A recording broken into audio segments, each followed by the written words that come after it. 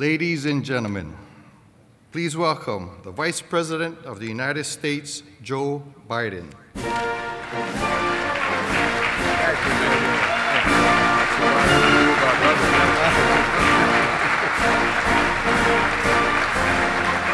Good morning. Ricky, thank you. What a great thing to wake up Monday morning and start talking about infrastructure. That's what you all looking forward to, weren't you? Well, first of all, my compliments to you all. As no one knows better than this assembled audience, you are the most important, least appreciated form of government in all of the United States of America. No, for real. A lot of the Delaware folks are here. I don't know why I can't see out there, but over there. Is Dick Cecil over there? Hey, Dick, how are you? Dick and I go back. We work together on the council, and Bob Weiner and George Cole. There's a bunch more there, but I'm going back to the guys. Hey, Bob, how are you, buddy? Good to see you. My councilman. Anyway, you know, the thing that I tell people, and today the press will take whatever you say. If you say it humorously, they'll play it straight. If you say it straight, they'll play it humorously. But I served on the county council, and the thing that I remind people of who serve in other branches of the government is you represent more people than any other single area of government other than the governors. You represent more than the mayors and everyone else. And but I'll never forget when I started campaigning, I'd knock on the door and say, "My name is Joe Biden, Democratic candidate for the county council." And they look at you and go, "Okay." And I say, "You're wondering what the county council does, aren't you?" It affects your life more than any other branch of government. And I joke and I say, the reason I ran for the United States Senate was the council was too hard. And they know where you live. That's why Jerry, left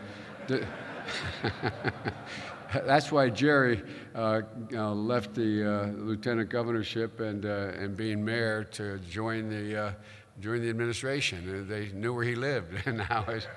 But look, folks, you know where he lives, and he means what he says. He's one of the most effective folks we have in the administration. And those of you who work with me when we're doing the Recovery Act know we mean what we say when we say we want to be responsive, because the quality of life of the American citizens, I said, are affected as much by what you do as any other branch of government. And so I want to thank you for all the hard work you do. You know, I know we're going to talk this morning about your priorities, but the fact of the matter is that there's a lot of things that are on America's plate today. And I heard your president say that you're affected by the things the federal government does.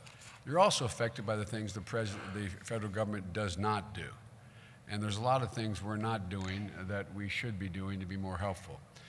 Because of the decisions that were made in the last 6 years, because of the grit and determination of the American people, our country has gone from economic crisis to recovery, and I believe it's on the verge of a significant resurgence.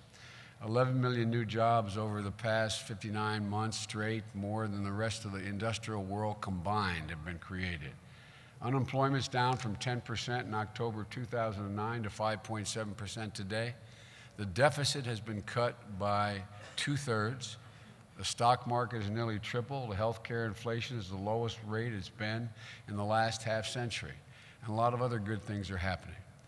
But dealing the middle class back into the bargain is a central part of the resurgence that's necessary. There used to be a basic bargain in the United States of America. And it was shared by Democrats and Republicans for the past 75 years. And it was that if you worked hard for the enterprise you belonged to and it increased its productivity or profitability, you got to share in that. You got to be part of that. But we've known the last 12, 15 years, the middle class has been left out of that bargain. The bargain has been broken. And it's for a whole lot of reasons I won't go into. Not all intentional, globalization and a lot of other things that have occurred. But the fact of the matter is, this recovery and this potential resurgence that's on the horizon has to include the middle class as it did before. And we are better positioned in the United States of America than any other country and or part of the world to lead that resurgence, to be the leading economy of the 21st century, if we're smart. But you don't have to take my word for it. The International Monetary Fund just raised the projected growth of the United States of America to 3.6%, in stark contrast to virtually every other advanced economy that had their projected growth rates downgraded. In Europe, they're just struggling to stay above recession. In China, they're growing, but about two-thirds of the rate they need to grow in order to stay even. The point is, we are better positioned than any country in the world if we're smart. We're also talking instead about outsourcing, we're now talking about insourcing. A.T. Kearney, the leading management firm in the world, one of the several leading ones in the world, it does a survey of the 300 leading international companies and asks them every single year for the past 30-some years, where is the best place in the world to invest?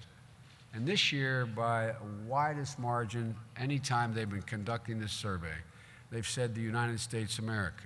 In every region, in every sector, foreign investors see the United States as the best place in the world to invest. The Boston Consulting Group does a survey of American companies who are invested in and have factories in China. They've run a survey every year for more than the past decade, and they ask the question, they ask the CEOs, what are your plans for next year? This last survey that came out about almost a year ago now, 54% said they plan on coming back to America with their operations. And there's reasons companies coming back to America, not because of any of us who hold public office. It's because we have the cheapest energy in the world. North America is the epicenter of energy and will be for at least the first half of this century. We have the best research universities in the world. We have the most agile venture capitalists in the world. And we have a rule of law that protects intellectual property. Our workers are 3 times as productive as the workers in China, and many, many more reasons. So America is better positioned than any country to lead the world economically through the 21st century as we did the 20th century. But there are a number of things we have to do to keep our edge. We need a fairer tax structure that rewards hard work as much as it does unearned income, and where everyone pays a fair share. But most of all, what I'd like to talk to you about today is we need to do 2 things that are critically important to take advantage of the position we find ourselves in relative to the rest of the world. The first is we need the most skilled workforce, the most highly skilled workforce, and the best educated workforce in the world. My wife, Jill, is a community college professor, uses a phrase all the time for the past decade. Any country that out-educates us will out-compete us. And so we have to up our game. The second thing we need to do, we have to have the most modern infrastructure in the world. And we do not. We do not. The United States of America does not. We rank 28th in the world in transportation infrastructure. The Society of Engineers says we need $3.6 trillion in infrastructure investment just in the next 10 years to stay even, to stay where we are. So look, that's how we keep tuning up this economic recovery if we want a genuine economic resurgence. On the first point, nearly every recent study shows that 6 in 10 jobs over the next 10 years are going to require something beyond a high school degree. It may be an 18-week training certificate, a 2-year associate's degree, a bachelor's degree, or a PhD.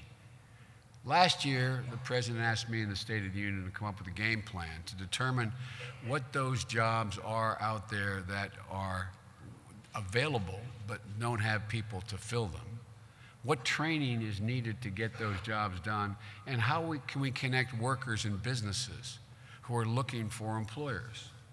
So we spent 6 months, the administration. I spent traveling across the country, talking to many of you, meeting with hundreds of county leaders, mayors, governors, CEOs, educators, and labor leaders.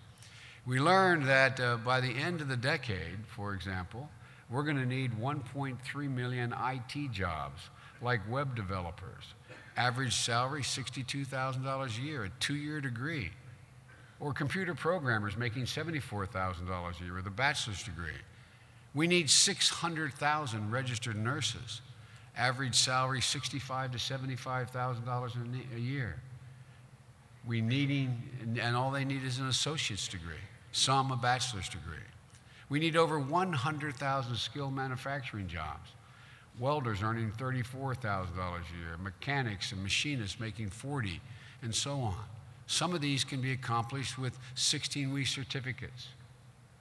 And last summer, I issued a report with 50 actions we need to take at the federal, state, and local level to get folks trained and connected with these kinds of jobs, the jobs that are out there.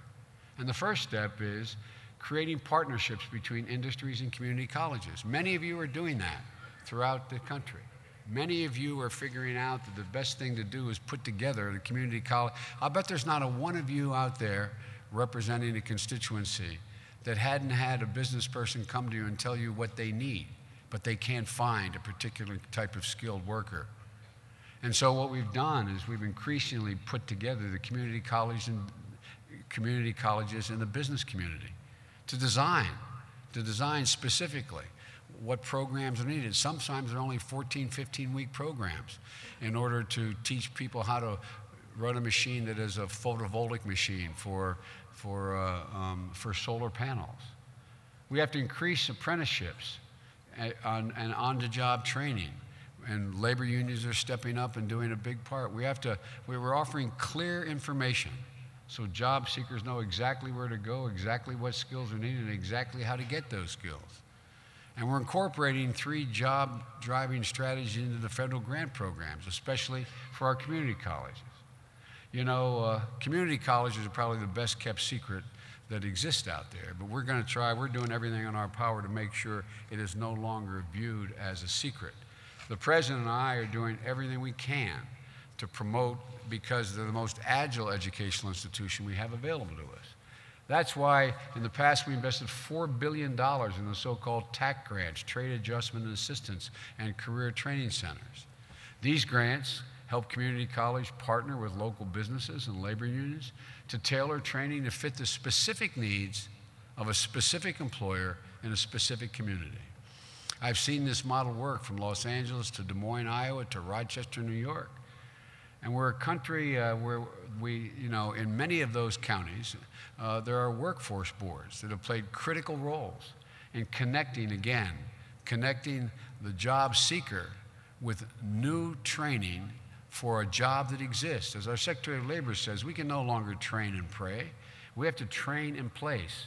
And no one knows the community better than all of you. You know what your employers need. You're uniquely positioned to identify local industries and connect them with your local community colleges to create a pipeline of workers at good paying jobs, everything from IT to advanced manufacturing. As I said, there's 100,000 high-tech manufacturing jobs available in the United States today that are not being filled. And the community colleges are the most flexible institutions we have. And that's why the President and I want to make sure, like we've done in Delaware and we've done in Tennessee and a few other places, to make 2-year community college free. We believe that 12 years is no longer enough to compete in the 21st century. We need not just the best trained workforce, we need the best educated country. That's why we dominated the 20th century. Everybody forgets the reason why we had such a gigantic edge in the 20th century is we're the first major country in the world to make sure there was universal education for 12 years. That occurred in the late 1800s in some states, and by the turn of the 20th century, that was the policy. We also did a lot of other things that were very smart other countries didn't do. We had a land-grant college system that started with Abraham Lincoln, making sure every single area had a college. Every single state and communities had colleges. We also passed a thing called the GI Bill, probably the greatest equalizer that occurred in education. These and a lot of other investments built the most dynamic economy and the most thriving middle class in the history of the world. But folks, the rest of the world has caught up to us. And 2 years of two free years of community college is part of a constant effort to make sure that every person in America gets educated to the extent they desire and are capable. It's not just community colleges that are a pathway to good middle-class jobs for folks who used to work in one industry but want to transition to a higher-paying industry, or their industry no longer exists. Community colleges are also a vehicle to higher education, to 4-year degrees, to graduate degrees. You all know, I wish the lights were up. I'd like you to raise your hand. How many of you are in debt because of your children's college tuition pay? Right here, okay? By the way, don't make the mistake I made. The mistake I made with my children was I said, whatever school you get into, I'll help you get there. Big mistake. None of them went to great universities like the University of Delaware like I did. They all went to those other places that ended up where they're still paying. You all know I'm not kidding. But folks, look, this is a way to help middle-class people afford a college education. And so our plan is straightforward. It kicks in when students keep their grades up and stay on track to graduate, when community colleges have high graduation rates and high training and placement rates. If you qualify for a Pell Grant, you're going to be allowed to continue to use it for childcare, housing, or transportation, for the things that keep too many students from being able to attend class and complete their degrees. Because it's all about us, once again, having the best educated population in the world. But like everything else, the question is, how do you pay for it? Probably no one disagrees college should be more affordable. Probably no one disagrees that any qualified kid should be able to go to college if they're intellectually qualified and their grades permit it. But the question is, how do you pay for it? And the answer is all part of our notion of what we consider a fair tax system. We pay for this, and by the way, it costs a lot of money, $60 billion over 10 years, $6 billion a year. You say, my God, how can we afford that? Well, you can close some loopholes that have no social redeeming value any longer, if they ever did. For example, the way we pay for it is that the wealthiest 0.5% of investors out there are going to have to pay capital gains like everybody else does. If you will go out there and you buy stock and you have a gain on the stock, you pay the difference between what you paid for it and what you sold it for. Well, if you have enough money and you go out and buy $50 million in stock, or anything less than that, as a matter of fact, and it appreciates before you die to 100 million, and you leave it to your heirs, this is the 0.5%, and it increases another $50 million, they only pay the difference in the stock between the 100 and 150 when they sell it. The resulting cost is $220 billion is not collected in taxes that everybody else who pays capital gains living pays. I don't want to punish anybody, but tell me which is more valuable: providing access free at college to anyone in the United States who qualifies, or continuing to have 0.5% have another $220 billion in a tax expenditure when they're doing very well already. So the point is, folks, there's ways to pay for all of these things. We invest a 0.07% fee on the biggest banks that have over $50 billion in assets that are still engaged in risky loan practices. The sum total, it would generate $320 billion. It would pay for a free community college and invest more in middle class by providing for child care, and a child care tax credit, and a two-household wage earner tax credit. It would help stabilize the financial system as well. It's fair, it's overwhelmingly in our national interest, and it's the kind of investment in education that used to be bipartisan. So there's a second thing we need to do. If all these big businesses are coming back, if we are relative to the rest of the world so well primed, we not only have to have the best educated population in the world to maintain that role, but we have to have the most modern infrastructure in the world. And we do not have that now. As I said, we rank 28th in the world in transportation infrastructure. I could go down the list in all the other areas as well. You all know that if a company decides to locate in your community and you all compete for them to come to your community, what do they usually ask about? They ask about, if they're a manufacturer, where's the closest railhead? How can I get to the interstate? What's the water supply? What's the sewage system like? What's your stormwater drainage? All the things that matter in terms of them being able to get the material to their factory floor and get their product off the factory floor. And it's all about infrastructure. And you all are really in a difficult position. You're in a difficult position because you find yourselves that being responsible for close to 75% of all the roads, for example, in America. Everybody thinks, we always talk about the Highway Trust Fund.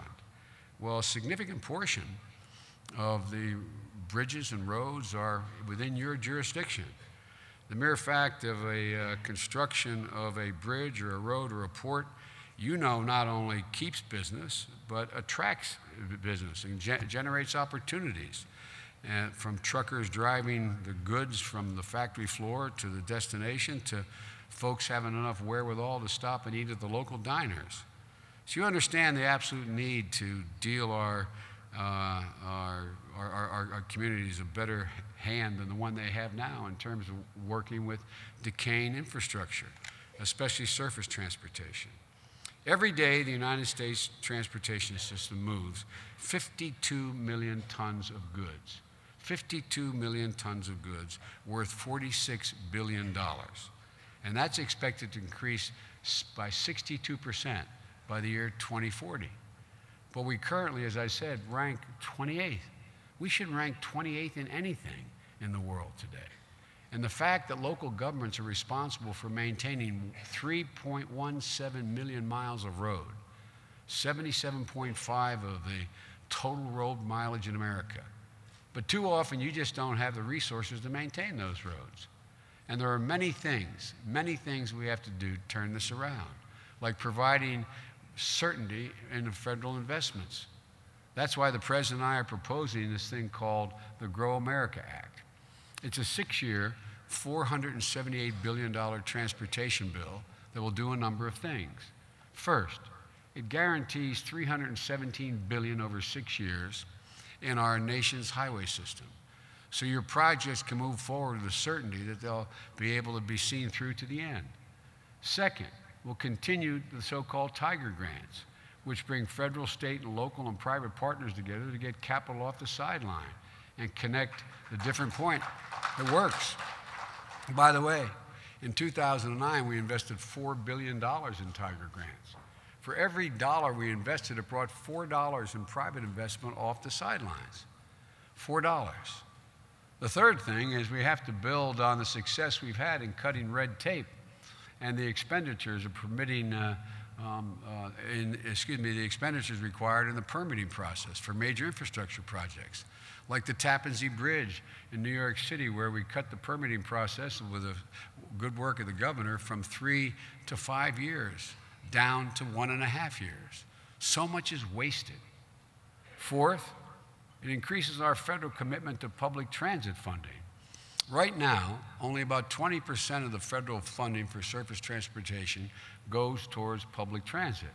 We're proposing to increase that to 30%. Folks, there's not enough airspace. There's not enough concrete as we increase the population by 60 million to accommodate the travel and transportation needs of the American people unless we move to public transportation in a more rational way. And fifth, we pay for all this through a corporate tax reform that creates a fair tax structure for all businesses. We think we should reduce the tax rate from 35% down in the high 20s. It's a debate about whether it be 26 or 28%. And that would in fact generate, that one-time effort would generate over $200 billion in the first year by eliminating the tax loopholes that exist, all of which we would dedicate, all of which would be dedicated to infrastructure. We would levy a one-time 14% tax on the $2 trillion of overseas profits held by American corporations. You all are familiar with this. American corporations have $2 trillion sitting overseas because they don't want to have to come back and pay the actual tax rate that they'd have to pay when they brought it home. So we'd work out a deal with them. They could bring home and pay at 14% instead of the 35% or whatever their tax rate would be. And that would generate $14 billion. I mean, that 14% tax would generate $268 billion going directly to modernize their infrastructure, benefiting the very businesses that are getting the tax break and generating middle-class growth. But in addition to the long-term federal commitment, we need to attract more private financing to public works projects. Right now, less than 3% of American public infrastructure is financed by the private sector. In Britain, it's 30%. We're working to change that. That's why we recently announced 3 new centers through the Department of Transportation, the Department of Agriculture, and the Environmental Protection Agency that will help your counties use existing federal grants to attract private investments for costly but critical infrastructure projects. The EPA estimates that states and counties could use existing grants from the EPA to generate between $6 and $28 billion in new private financing. Some of it's being done right here in the District of Columbia in a water project. That's the game changer. So I encourage you to work with Jerry's office to get more information about these and other resources that we believe are able to be on the table. And I believe there's enough bipartisan consensus to get some of this done. Again, folks, this is common sense stuff. It should be completely bipartisan, as infrastructure used to be. Let me conclude with this. We have the most skilled if we have the most skilled workforce in the world, the best educated country in the world, the most modern infrastructure in the world, our economy will continue to grow and create good paying middle class jobs that you can raise your family on. I know I'm always, criticized for just talking about the middle class. But the truth of the matter is, when the middle class does well, the wealthy do very, very well, and the poor have a way up. And let me define what I mean by middle class when we use it. The economists who work for me will tell you middle class is 51,400 or 52,000. Middle class is much an idea and an ideal as a number. To be middle class in America means you're able to own your own home and not have to rent it. It means you can send your kid to a local park and not worry about their safety. It means you can send them to the local school and know if they do well in that school, they'll qualify to go to college. And if they get to college, you'll be able to figure out how to get them there. And in the meantime, take care of one of your geriatric parents after the other has passed away and hope your kids never have to take care of you. That's what middle class means. One of the headlines that really caught my attention was in the New York Times about 4 months ago now. It said, America, no longer wealthiest middle class in the world. You know, we need to grow the middle class for a lot of reasons, the most important of which is it's the basis for the social and political stability that this country has enjoyed for the past 100 years. And people are getting discouraged about whether or not their children will be able to live the same life they did. So we have a gigantic opportunity to position the United States of America in even a stronger position to lead the 21st century than when we entered the 21st century. And it's fully, totally within our reach. And as the old saying goes, it doesn't require rocket science, but it does require science and education. It does require infrastructure. I believe there's no reason in the world why we can't bring both parties together, particularly at a local and state level, to do the things we used to always do. What built this country was our education system and the infrastructure that propelled the economy. There is no reason why much of that responsibility should land on your shoulders without the collective help of state and federal government and a rational way to pay for it. So, ladies and gentlemen, I wish you all the best of luck. And thank you for the job that you do. Like I said, You take care of the needs of more people than any other group of government, and you do it very well. Thank you all so very much.